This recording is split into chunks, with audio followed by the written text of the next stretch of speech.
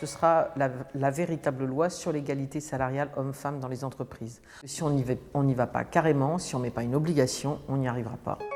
Je lancerai un plan petite enfance. Nous avons encore 40% de ménages qui n'arrivent pas à trouver une solution pour la garde de leur enfant.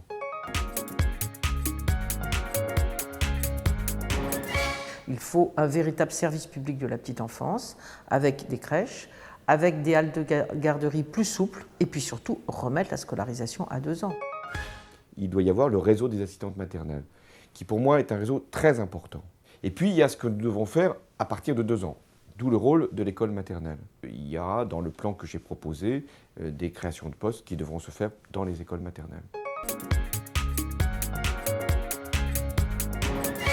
Nous sommes contre le passage de 65 à 67 ans. On n'en a pas besoin si on va chercher d'autres ressources. Je vous donne un exemple. Les bonus et les stock options aujourd'hui ne payent pas les cotisations retraite des salaires. Si on fait payer les mêmes cotisations, c'est 2 milliards. En allant chercher des ressources complémentaires, en augmentant la durée de cotisation jusqu'à 41 ans et demi, en laissant la possibilité à ceux qui ont commencé à travailler tôt ou qui ont fait des emplois pénibles de partir à 60 ans, ou ceux qui partent à 60 ans sans avoir leur durée de cotisation au prorata, nous disons chacun peut choisir. Il faudrait sûrement avoir des systèmes de surcotisation pour les femmes qui leur permettraient d'avoir, malgré des carrières discontinues, une possibilité de partir en retraite à taux plein avant 65 ans. La première mesure, la véritable loi sur l'égalité salariale, prévoit que les entreprises ont 3 ans pour qu'à égalité de poste, il y ait égalité de salaire, avec négociation bien sûr avec les syndicats. Et si au bout de 3 ans, cette égalité n'est pas là, l'entreprise perd ses exonérations de cotisations sociales ou ses subventions. En France, on fait beaucoup de lois et on les applique peu.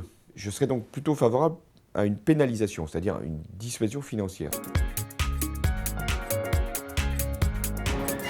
Vous savez que les partis sont financés par l'État. Eh bien, tous ceux qui ne présenteront pas 50% de femmes au sénatorial ou aux législatives ne toucheront pas cette aide. Et je réfléchis même à regarder comment on pourrait réduire cette aide pour ceux pour lesquels les femmes, il y a 50% de candidates, mais finalement il n'y a que 10% d'élus. Donc on leur met toutes les circonscriptions les pires. Il y aurait 2 mesures qui pourraient donc être prises. La première, ça serait de suspendre toute dotation de l'État aux partis politiques qui ne respectent pas le principe de parité. Mais il faut aller plus loin.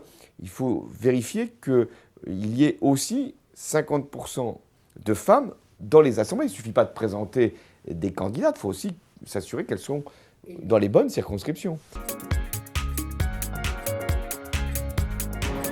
Chaque médecin a le droit de faire jouer la clause de conscience pour lui-même, mais aucun service ne peut refuser d'avoir un centre d'IVG. Nous recréerons des centres et nous assurons que chaque personne ou chaque couple qui a à prendre cette décision puisse avoir la possibilité de trouver le lieu pour affirmer ce droit.